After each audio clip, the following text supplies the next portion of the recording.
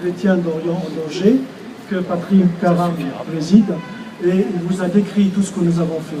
Elle a été créée dans un contexte très spécial, il y a un an seulement. Au mois d'août 2012-2013, il y a à peu près une centaine d'églises et de bâtiments ont été incendiés.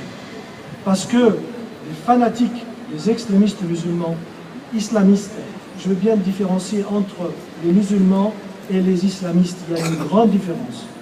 Et ce sont ces terroristes qui ont incendié 100 églises au mois d'août 2013. Et immédiatement, cette coordination a été créée.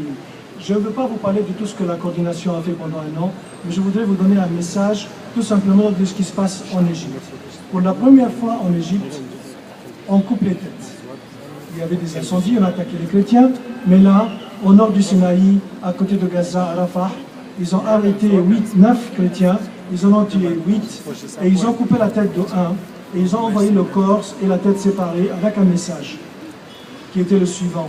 Chrétiens, quittez les lieux, parce que ici, c'est un État islamique. Le I, il est où? Il est au nord du Sinaï, à Rafah, il est en Irak, il est en Algérie, il est où?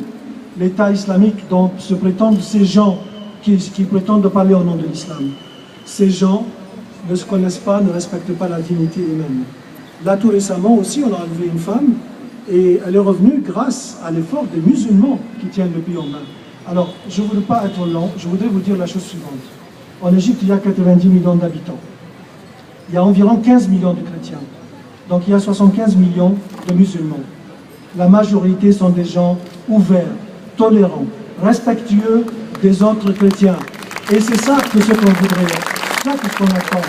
Al-Azhar, l'imam d'Al-Azhar, le grand imam d'Al-Azhar, main dans la main avec le patriarche copte, ils sont toujours ensemble avec le gouvernement qui tient le pays en main aujourd'hui. Et à chaque fois qu'il y a un problème, il y a un message commun de musulmans et de chrétiens.